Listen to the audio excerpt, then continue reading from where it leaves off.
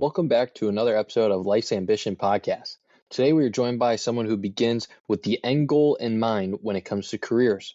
She's going to give her input on becoming a leader in the world of fundraising. Without further ado, Janis Hamilton. Janis, how are we doing?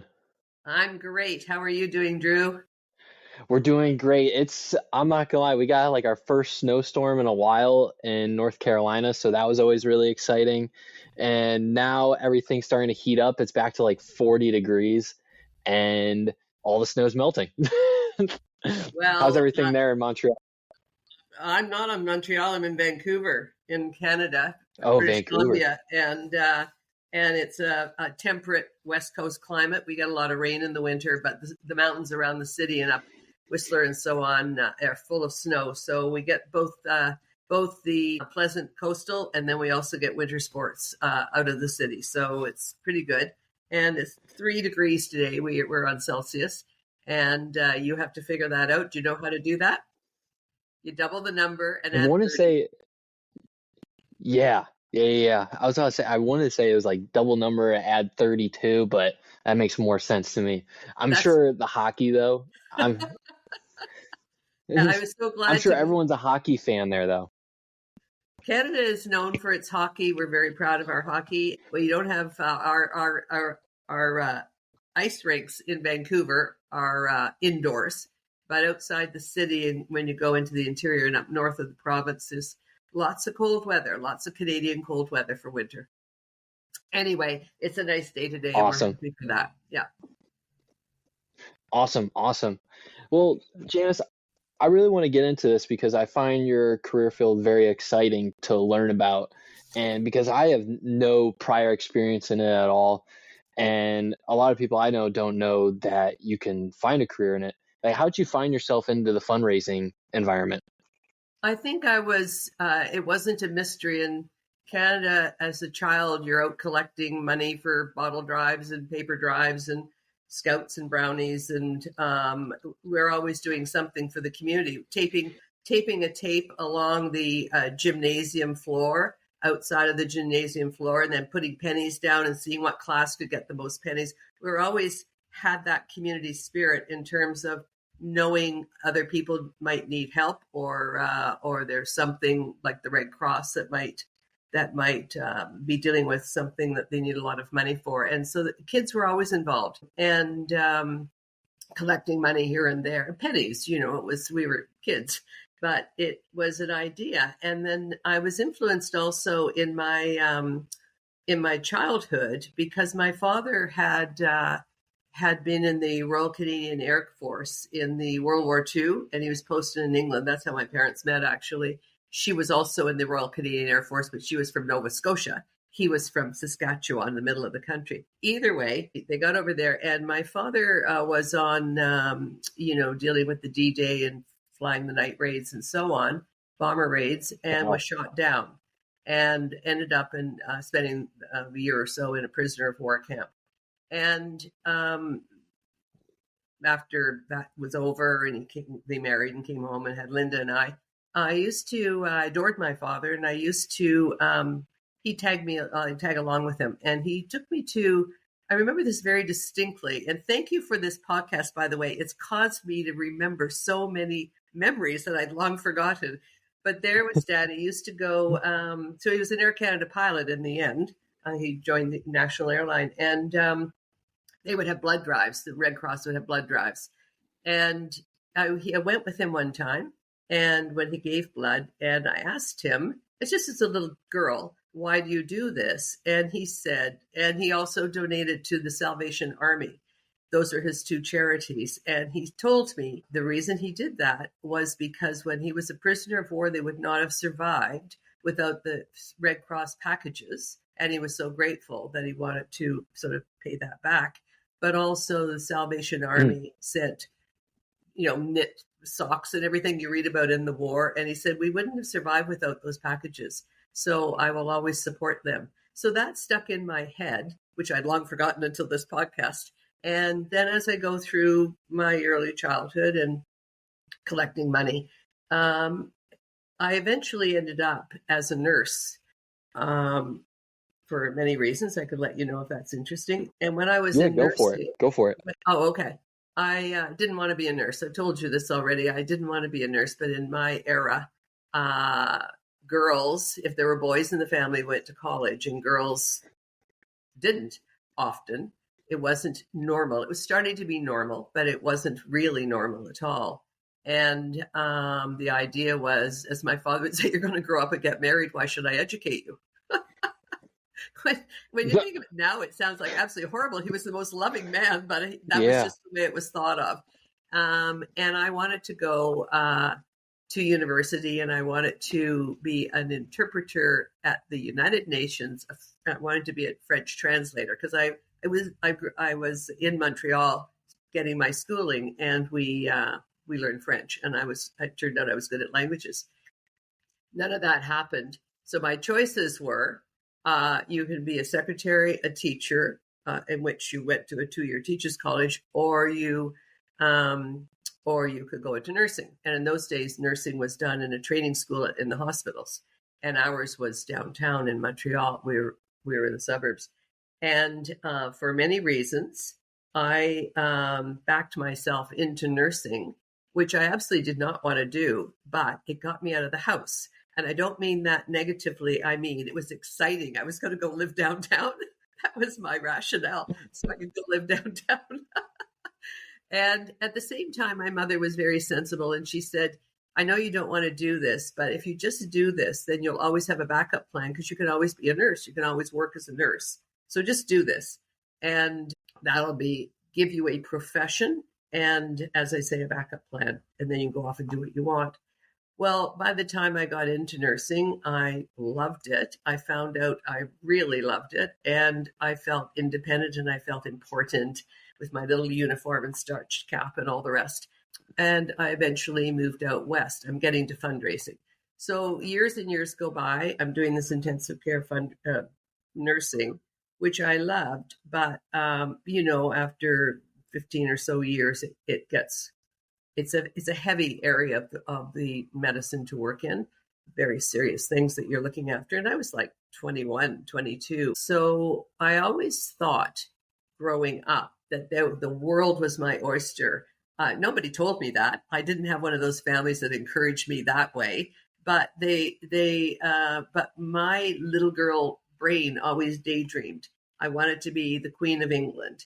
That I couldn't be because I was in the wrong family. My father informed me. Then I wanted to be a fireman because they were firemen in those days. There was all gender was male, and because they had beautiful yellow boots and they had Dalmatian dogs at their fire stations. They really did. So I thought, well, that'd be cool. I could go to work and have a dog. And then I found out I couldn't because I was a girl. And then I thought, well, that's fine. What'll I do next? So all these dreams were coming to me. And then I wanted to be my father because I would sit on the bed, watch him pack to go on a trip. And I always wanted to be the one leaving, not the one saying goodbye. So I wanted to have travels and I thought that was an exotic life. So all these sort of rumblings are going on about wanting to have more freedom and see the world and do. I never thought there was something I couldn't do. There were definitely things I couldn't do of the day, but those things didn't bother me. I just kept working around. So by the time I moved to Vancouver, I'd been nursing for years and years and enjoying it and so on. And my final job within the hospital, I moved out of nursing and started a program with the doctor. I applied for an ad. So when people think, how do you get a job? In those days, you applied for an ad in the newspaper. And it said, doctor wants to start a clinic and needs 2 registered nurses, day work. And I thought, day work? Well, that was as attractive as work. I go into nursing so I could live downtown. So day work, that's great. No more night shifts. So I applied and was lucky enough to get the job. And it turned out to be one of the more important decisions of my life because I took a risk. I jumped. I left behind everything I knew and went into this new offshoot that was, in the end, it was a program that was with new therapies that was treating people with blood disorders and so on. And it became the beginning of the underpinning of the bone marrow transplant program. Bone marrow transplants had not yet been invented, Drew. This is those times. The last Wow. 25, 35 years have been so warp speed on science development and so on. But in those days, there was no bone marrow transplant and people just died. So this program and use of equipment and so on was what I had applied for. And we started that clinic where we treated people. That got funded eventually, and that led to bigger units. So I was asked to set that up, and I did a nursing unit which had the treatment center. And then that doctor asked me if I'd like to set up the bone marrow, the another aspect of it. I won't get into the detail. And I said yes, because I was sort of done with. You'll find a theme in my discussion that I kind of get done with things, not because it's negative or it's terrible, but just because I reach a point where I've done it, and now what can I do? Remember, the world's my oyster. I want to do things. So I moved into that program, and that's what got me into fundraising. That is what got me into fundraising. There were no big professional organizations, conferences, people doing it. There was people in gift shops selling things and donating to the hospitals or whatever, but the foundations that you hear about and the large entities of fundraising weren't really happening then. They were in the States, but Canada was behind. So the reason it appealed to me is that I've been around healthcare now for, by then, over 25 years perhaps. And I was wanting to get into a more healthy environment. I mean, where people are healthy, not sick, and looking for something else to do. And this fundraising appealed to me. I was sent out to ask for money. I mean, hearing me now, you wouldn't know that I was shy and didn't really say a word to anybody. I was quite quiet woman. But I was sent out because my boss, who was asking organizations for money, couldn't go. And I was horrified because they were expecting a doctor giving a scientific presentation, and there he sent me. And I got up on the stage. It was a corporate presentation, and talked about, I couldn't do what he could have done, which is talk about the science and so on. But I could tell the stories of the impact we were having on the patients and their families who were surviving because of this treatment. So I came back to my office. So you were a marketer in a sense. Well, I hate that. I really hate that. No, it's a whole different gig because I wasn't selling anything. I was telling an emotive story to intrigue people about something they knew nothing about. So I wasn't flogging anything. Yeah, fundraisers kind of react when you say that. All good. I'll shorten this up. So in the end, they called and they said, we'd like to give you the money. You've been chosen. Your organization's been chosen. And I asked them why. Because I was so stunned. I was so afraid that we wouldn't get the money because I had gone out instead of the doctor. But also I didn't know anything about fundraising, and I didn't know what motivated people, or I didn't know anything. And they said, because of the stories you told, and we could see we would be impacting people directly. Well, that touched me. It really touched something in me that we have the power to do that through philanthropy. So we had a tea party for them. I didn't know what to do. My British assistant knew all that and said, no, we have to thank them. And when they got there, I still have the pictures in my photo album. The group came and we were set to thank them, and they kept thanking us.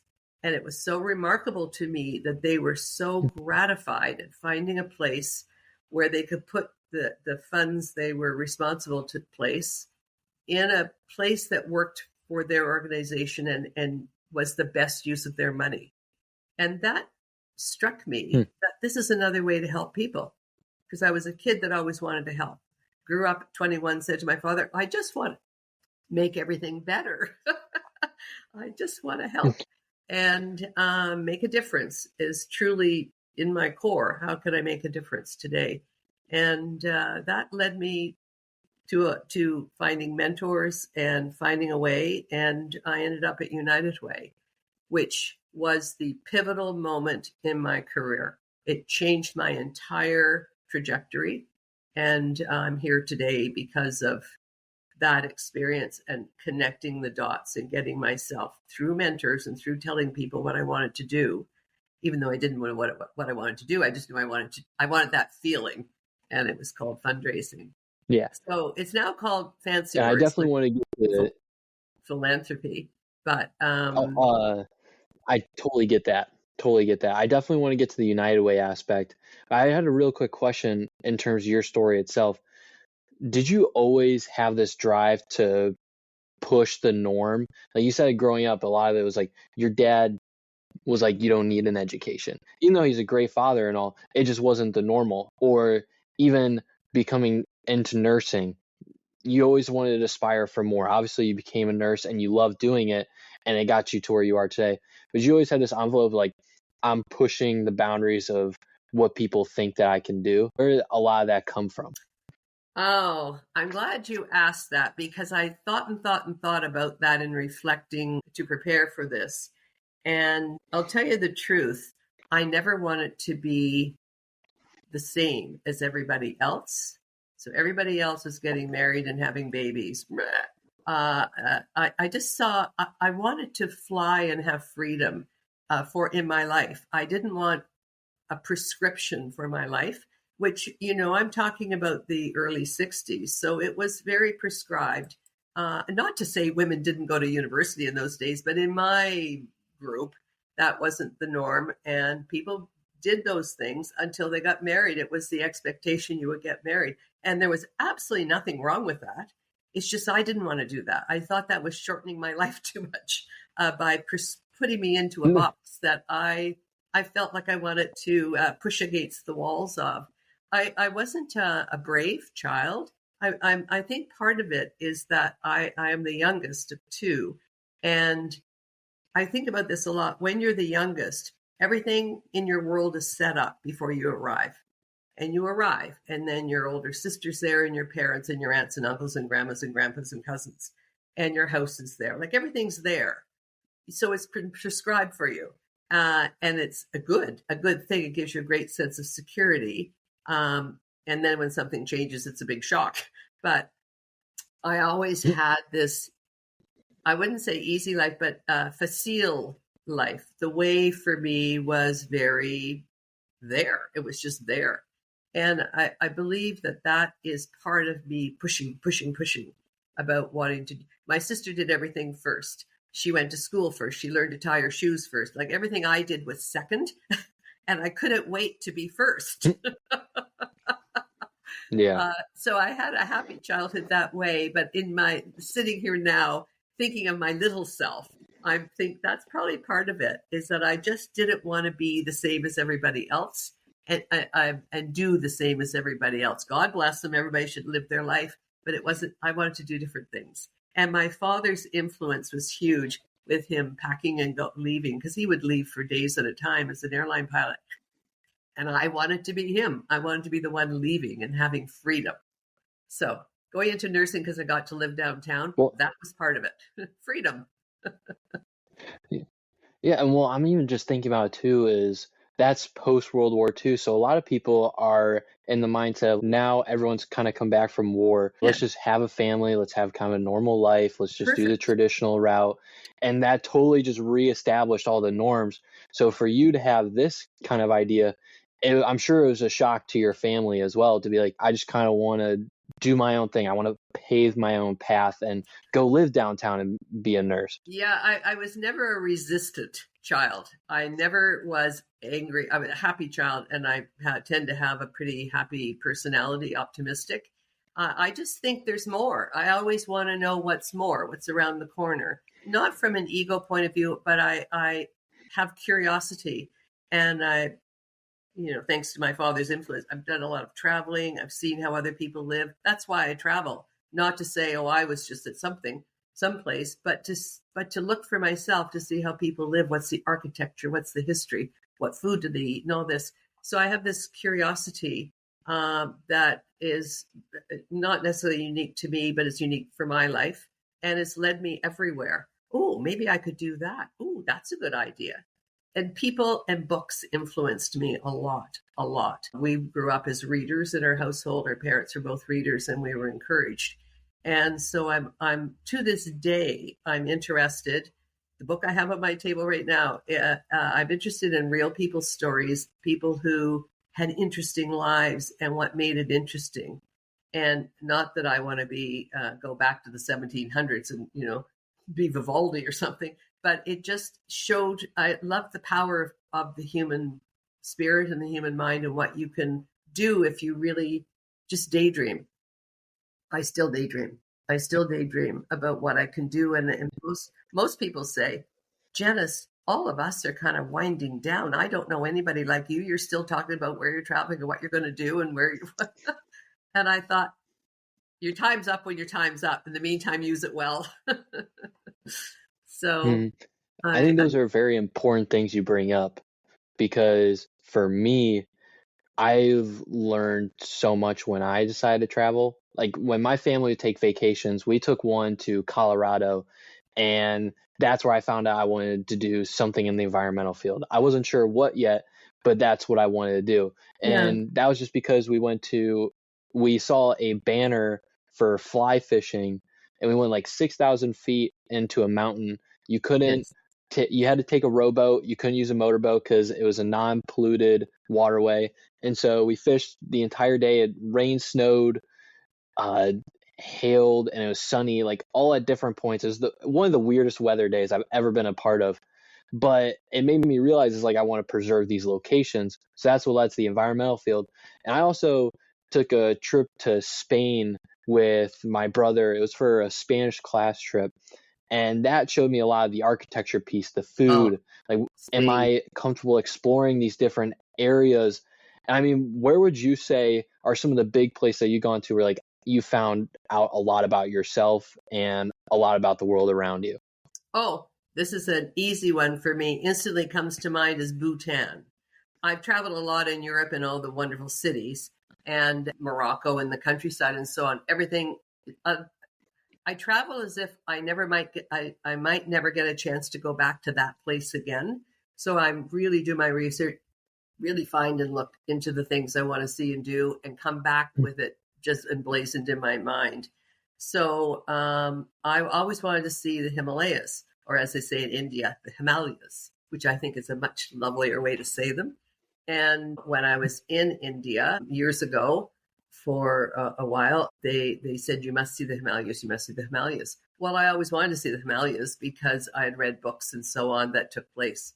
And I thought it was something one ought to see if one could.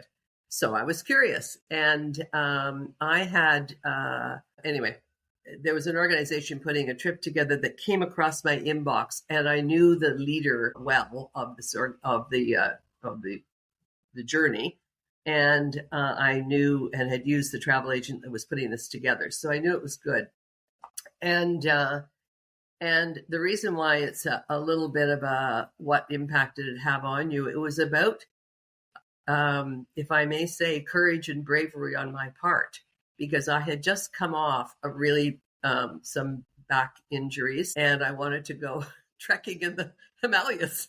So I found myself a acupuncturist and a naturopath, and I just went for it. Being a nurse, I subscribe to a balance of traditional and alternate medicine to get your healing going, and I Yeah. just focused and went because I got myself built up to go, but I was afraid because there you are way up in the Himalayas. Are you kidding? And you've got this injury that you could come back.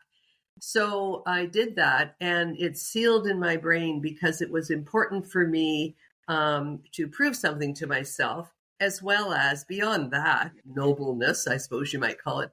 Truly, I was pushing myself. There's a saying on my fridge, Drew, I've had for literally decades. It's so faded, but I don't need to read it anymore. It's Eleanor Roosevelt, and it inspires me every day that I try and squint and look at it again. And it says, you must do the things you think you cannot. Bingo. Hmm. That's it for me. That's a That's very good the phrase. beautiful challenge of trying things, of exploring, of being brave, of having a bit of courage, of leaping off. Have a safety net. I'm not one of those crazy people that don't want safety nets, but you must do the things you think you cannot. That applies in life, in your career, in your friendships, in your, I don't know, whatever. And for me, that trip to Bhutan, I found this saying, it had nothing to do with the trip, but when I saw it, I stuck it on my fridge and I thought that represents how I feel about approaching things that everybody says you shouldn't do. Wow. That's Eleanor Roosevelt, unreal bless her to go heart. up that. Yeah. Yeah, to go through the Himalayas, especially when you said you had back problems too, like that is just a nightmare because I've had my dad's a physical therapist and he'll be like, you gotta strengthen your glutes when your back is hurting, you gotta do like all these different kind of things. So for you, I think that's an absolutely like incredible feat to have. And I actually have a sign that I look at every day. It's on the wall behind me. It's the phrase "just be you." Yes. And for Well, me, I that's get so caught up. Yeah, I get so caught up in trying to please everyone versus kind of just being myself that I get lost in trying to find my own direction. So when yeah, I have just be you, it's kind of like what Eleanor Roosevelt's quote is to you is yeah. to be able to pursue things that you wouldn't think about and try and push that comfort zone because that's the whole premise of this is thinking about things that aren't even the traditional path. And so for you, you said that you were in Bhutan for a little while. Was this part of a work trip or was this No, completely no, separate? no, no. I travel personally. Even when I didn't have money, I traveled. And I'm not rich now, but I mean, I always had the yen to travel. Always, always. I wanted to be my father. I wanted to be leaving and going on a plane. I thought that was glamorous and exotic. So I was lucky because our parents really recognized my sister and I are two different people with two different sets of common core and common values coming from the same household. Uh, but we approach things and think about things um, perhaps in our own ways. And I was a shy little kid. I didn't like to go into rooms and have to talk to people and all that. But maybe it was insecure more than shy. I don't know what it was, but I wasn't a big talker. I'll tell you that. And whereas my sister was out playing soccer and baseball and doing all this stuff, I'd be home peeling apples with mom because I loved being in the kitchen with her and climbing the apple tree to get the Mm-hmm. apples and all that. I'd iron while she made the pie crust because I loved it, and I liked the domestic part of things more than a sports field. But for us, Mm-hmm. both of them knew that they should expose us to travel. And so when we were each in high school, my father had passes. We had family passes for they weren't easy to come by. We didn't have very many, but we once in a while did travel. And my first trip out of the country was to London, England. I'll never forget it. I was a teenager, and and I loved dogs. And there was this Crofts Dog Show, this huge dog show that's there. And Mom said, "Would you like to go to the Crofts Dog Show?" It was kind of like for turning 16 or graduation, or no, turning 16, I guess. And which sounds glamorous, but don't forget, I grew up hardly without a father. He was always gone, and Dad didn't want to travel when he Yeah. came home on his days off. So it was Mom Linda and I for much of the time with our lovely father in the background when he'd come in and come out again. So I didn't have that 9 to 5 stability. The others did, friends did, but on the other, and they all went to Florida for their summer Easter breaks and all that to go to the Montreal winters. I didn't have all that. That wasn't our experience because Dad did not want to travel on his days off. But they did do this exception, and they took me to. I went to England, and Linda got the same trips. Remember, she's a year ahead of me. I was always the second one to do these things. Mm-hmm. So that opened my eyes to the idea of travel. Of course, I've been on planes before because I was actually born in New Brunswick, and Mom and all her relatives were down there. Her relatives were down there, so we would go on little short jaunts. But flying over the ocean to me, you might have just blown my mind right up. I was so excited, and felt so exotic. It's the word I keep using because that's the way I feel about it. It's a thrill to have a privilege to be able to see other lands and other countries. And that just hooked me. And then when I graduated, before going into this dreaded idea of nursing, Mom took me to Paris, which is, we always had a choice of where we wanted to go, and I wanted to go to Paris. So that began my lifelong love of that city. And then once I was earning my own money, then I could no more passes for us once we were independent. Then I just started traveling, Bermuda and little things, But coming out west was a big deal because I just quit my job and said, that's it. This is after I graduated from training, I'm going to head west, young woman. And my girlfriend had a little brand new MG midget convertible. It was like this high off the ground and nothing would be better. So I got my driver's license and out we came. So that was another leap of that freedom thing that I craved so much, developing my own life.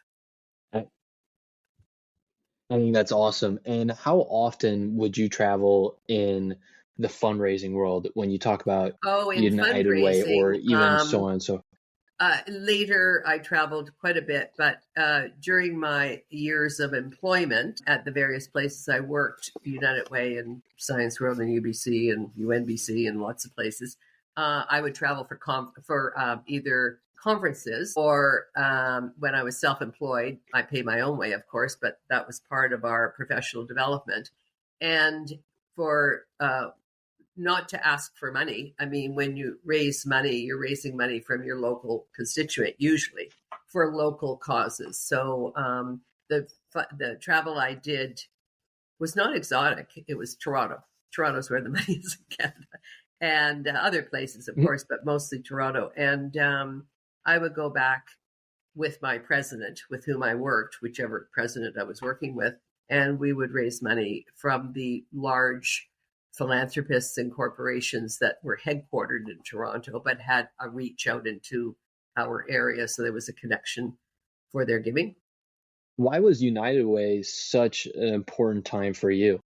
Well, You said that was your big turning point. it was everything in my life. I was just telling somebody the other day I was doing this, and I've known this person since I moved out to Vancouver. He was my next door neighbor when I moved to Vancouver. And I was saying to him, that was the pivotal moment that changed my entire life because I was moving in the direction I wanted to move. I had worked hard to find my way there. It wasn't, it took time. I found what it did for me. Okay, this is what it did. It gave me confidence. People said they'd missed me when I was gone. That was nice from the last place, the hospital. I wanted to change my career.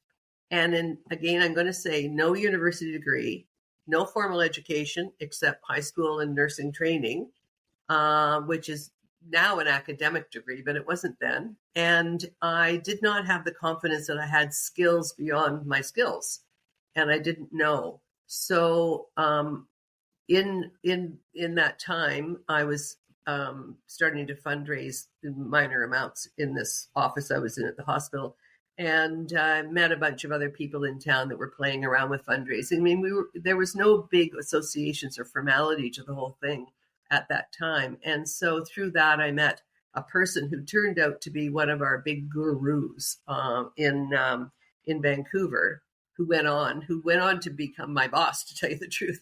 But at the time, I was very intimidated because I was nobody. I was just this little nurse raising some money.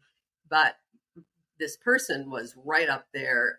Everybody would ask, how do you do things? How do you do things? So I had to find the courage, and it was pure courage, to ask if I could go to coffee with him. Coffee meetings, that wasn't a thing then. It was just like a complete stranger, but I really admired this person. So that's the first lesson. Find people you admire and get to know them, not as friends, but as mentors. He said yes. And I explained what I wanted to do, that I loved the donor relationship. I had no idea that fundraising could be such a joyful enterprise, an exchange. And I really wanted to get into that and get away from the healthcare side. So he said to me something that I had never forgotten, and I've done exactly what he asked of me. After we finished our coffee, he said, I will help you. I won't get you a job. I will introduce you to places that are looking for people. And you're not to go into these places thinking you're getting that job. Just go in to rehearse because you've never interviewed before. I was a nurse. I never interviewed in a business setting before. And he said, I will never send you any place that I really think you should work. They're good places, but you need something different, I can tell. And he said, in the end, I think you would be really good at United Way, but you have to get some chops about getting there first. So but what he said that was so memorable, and if I do this for you, you have to there's one condition. And I said, what's that? And he said, the condition is you have to do it when you are successful. And he said, and that's a when, because you will be. So there was a big boost right there. You will be successful. Mm-hmm. You must promise to do the same thing for other people. And I said, that's easy. Of course I'll do that. And I have all my life. Part of my whole professional career has been about trying to help people advance themselves and trying to become a mentor myself, if I might. And that's how that all started. So the second thing is I wanted to leave. I knew the reasons I wanted to leave. It wasn't nasty. It was because I saw something that filled me up more. By then, I found a mentor. He did exactly what he said he would do. I did go to all these failed interviews, and I had no qualifications, none, to go into these interviews. And eventually, but it took about 6 or 8 months, but eventually I did successfully go to United Way. And the second the thing that most impressed me was that interview, because I was really scared I wouldn't get it. All my eggs were in that basket. By then, I wanted absolutely, I could hardly stand going to work. I wanted to go to this other place so badly. And again, I love my work and I love my bosses and I love my colleagues, but I was just finished and looking for something more. And the fellow that hired me, who was the president of the organization, and I thought I would have these, I didn't have any qualifications. I just have to keep stressing that. I did not, on paper, I wasn't a fit. This guy said to me, in my interview, I only have 3 questions.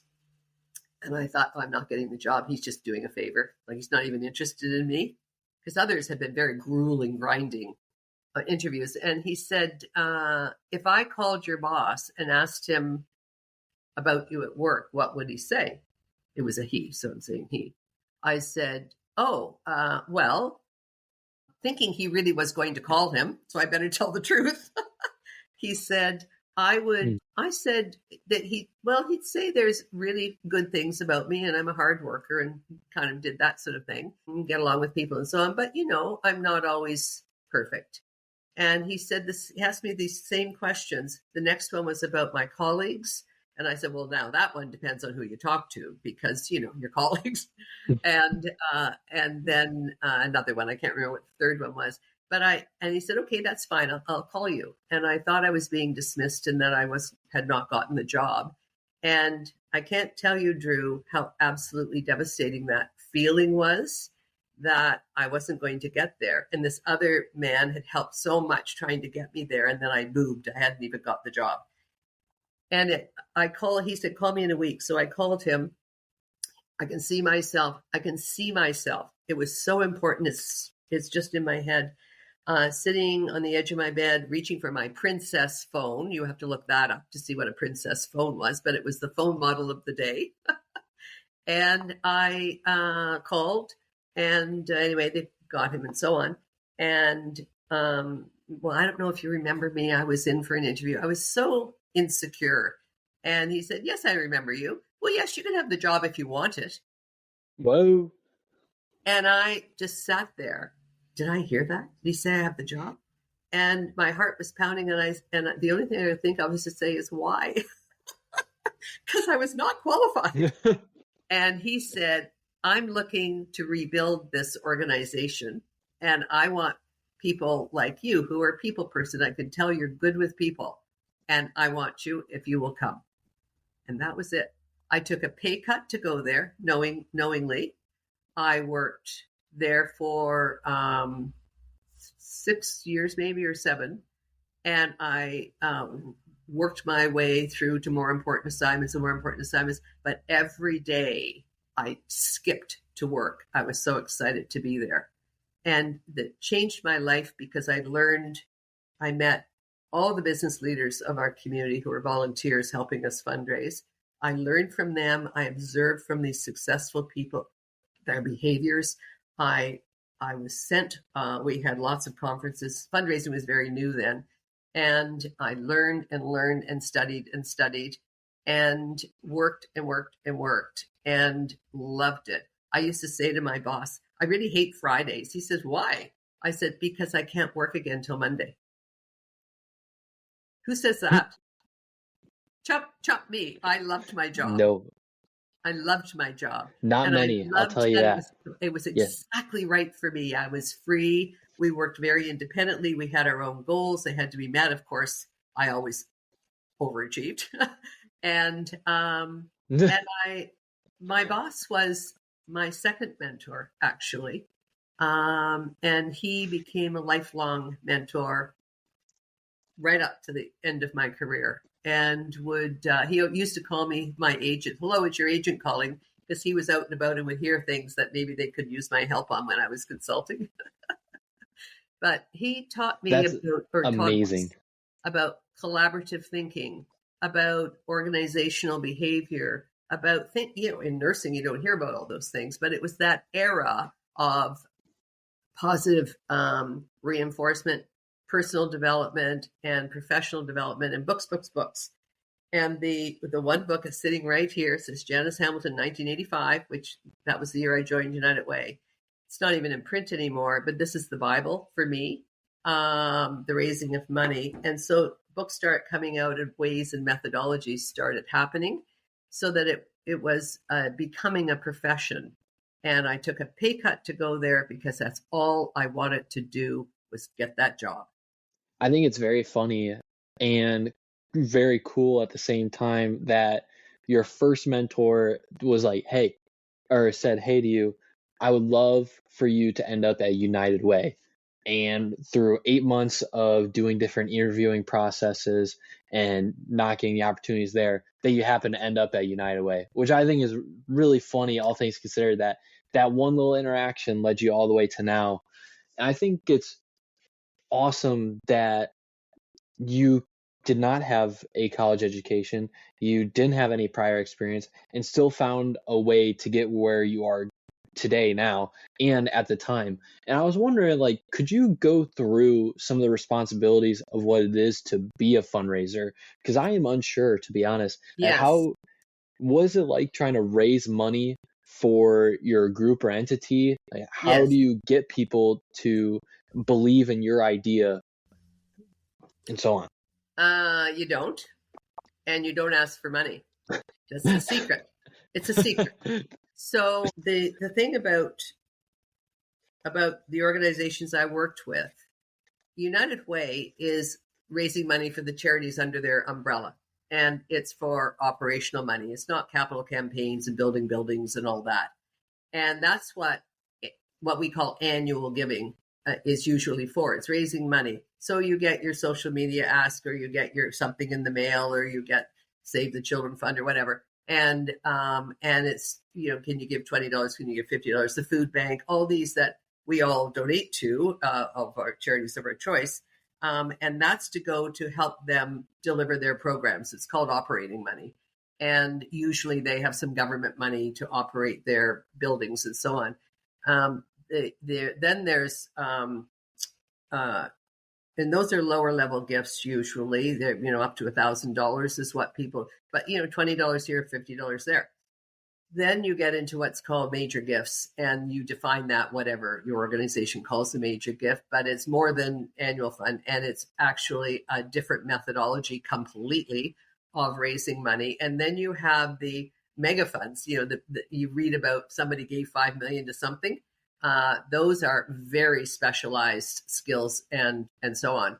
So it isn't one answer, but what I was interested in is making a difference. And where my path went after United Way, I always say this: United Way taught me everything I needed to know about fundraising, volunteers, nonprofit management, how to actually raise money, and how to motivate other people to raise money. Because at United Way, you have a huge number of volunteers that every fall are out raising money.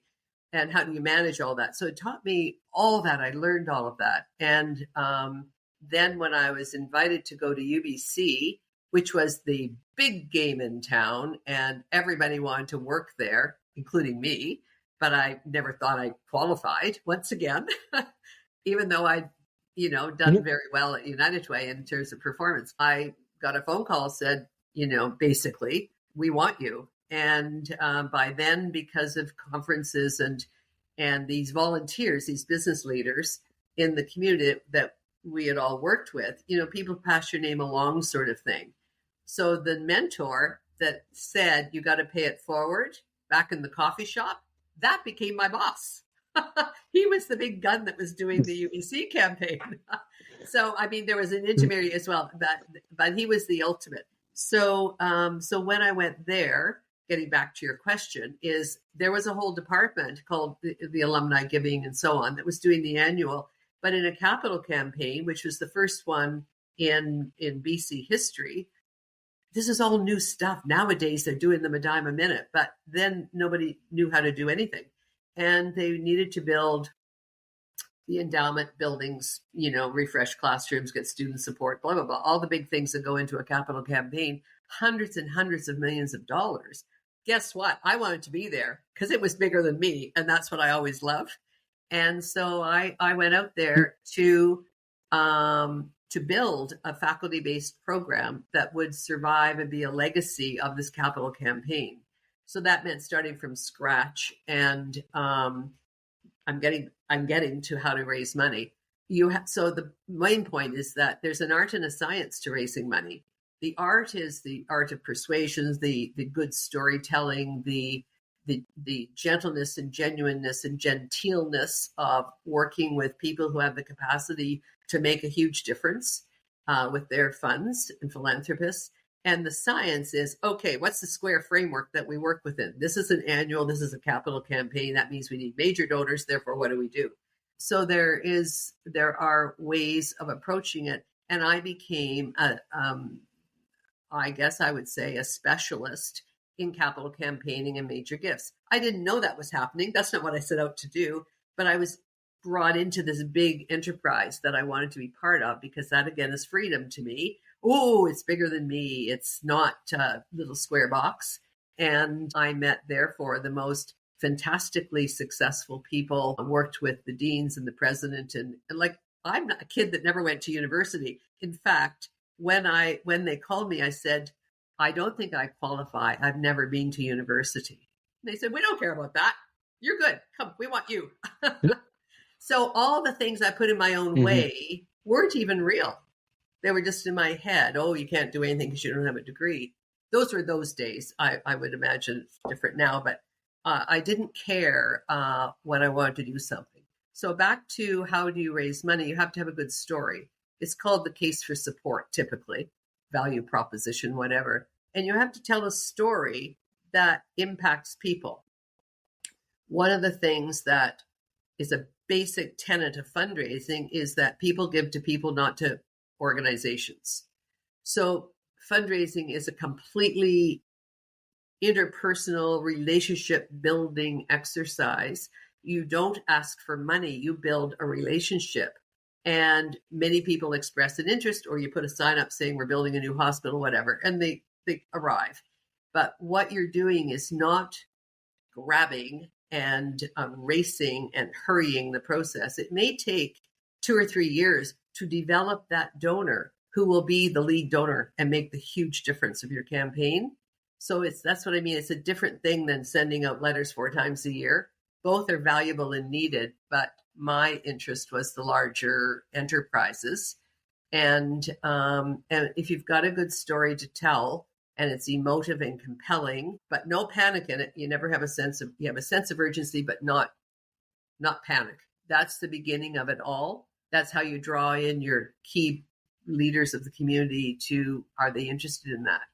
So what I learned about fundraising, Drew, is you don't run after people. You attract people into your cause, because there are so many valid and valuable causes out there. I mean, you can't even pick hardly. So when I went to work for anywhere, it had to be a cause could get behind, that I believed in. Number one, you just can't fundraise if you don't believe in the thing. And then, because of my curiosity, I was always really interested in, how does this affect people? What's going to happen if I raise $1 million? What will happen that benefits and pays back? So it's very much, I have to just say one thing, if you don't mind, the raising of money. He opens by saying, this is a book about people, how they feel, how they think and act, and what happens between them when they're engaged in the enterprise of philanthropy. It's all about people. It's not mysterious, but there is a mystique to it, because at some point you will get to this person, at some point the person you're talking with will say, I'm in, this is a really good cause, I really get it, like a bit more information on this or that, but how much do you need, or what can I do? That's what I mean. Too many fundraisers rush out and say, I need $1 million or 50,000 or whatever it is from you. And nope, don't do that. You wait until they're interested. So that's why it's not sales and marketing. It's persuasion. You wait until they're interested and they genuinely are excited to donate to your cause. And then they tell other people and so on. Well, you mentioned the big word of philanthropy. It sounds like you're almost donating, in terms of philanthropy, to a message that will hopefully help others in the long run. Or honestly, it will just help others in the long run, because you're believing in the message, and that message is hopefully just going to be able to spread whatever you're trying to get across. Well, if I'm not mistaken. The other thing is about this. Philanthropy, whether it's for $50 or gazillions, is methodical. It is disciplined from the professionals. It is based on analysis and research. You don't just bang into anybody and ask them for money. It's built on that relationship building, and your organization has to have the resources and the patience. That's how I ended up consulting, actually, teaching people how to do this. Because once you start, if you're an organization that decides you want to up your ante on fundraising beyond what you're already doing, or if you don't even have any fundraising, the biggest hurdle is the amount of time it takes and the amount of resources it takes to get a program rolling so that you're doing it right. And you'd never want people to say no, especially high profile people. So that's why you wait and you're patient. And if it isn't their interest, you don't go after them, of course. That's why you do a research on what their giving patterns are and so on. So you never bang away and try to persuade anybody. You invite them in to help society. That's what philanthropy is. It's a mechanism at the highest level to help society get better, improve, whether it's saving lives or sending kids to a summer camp, whatever it is, it's developing a civil society and helping. We used to say at United Way, its tagline was people helping people. And that's what it is. Philanthropists are the most marvelous people. So what would you say is the biggest piece of advice or message that you give to people getting into this space? Would it be more of creating that relationship with others and telling them the different kind of message to bring across, or what would you say? I have another saying other than Eleanor's saying that I use in my own life. I've used it ever since I picked it up, which is in the United Way years. And it is begin with the end in mind. That means Why you say that? Your life plans, your career plans, where are you trying to get to? So that's a big question that none of us can answer when we're 20. or 30, unless you've gone into law to be a lawyer or a doctor, to be like a really directed person. I wasn't that person. I didn't have that direction. Everybody around me did, but not me. I just wanted to see the world and have fun. So when it means to begin with the end in mind, it means in order to start into, if you decide you want to get into fundraising as a profession, you have to answer clearly why. What is it in you? It's got to be, you must do the things you think you cannot. That's fine. But it has to be, to me, to direct your life. I've learned, I'm not a psychologist or a philosopher, but I've learned is that you have to step back, think about why. So it's the emotive part of your life. Is there more money in it? Do I get better holidays? Has it got a bigger title? Do I get to live downtown? That kind of thing. Those are so sad when I think that's what people are doing when they're moving around their careers. You have to think why. Begin with the end in mind. So for me, the end was a cultivated, well-traveled, rich, not in money, but enriched life, so that my old age would be vibrant and lovely. That was the end for me. Even as a young person, couldn't wait to get old so that I could have this lovely life I was making for myself. And I agree that most people don't think that way. But when I thought about United Way versus nursing, how did I feel? Begin with the end in mind. I didn't know the job I wanted. It was somebody else who said you should go to United Way.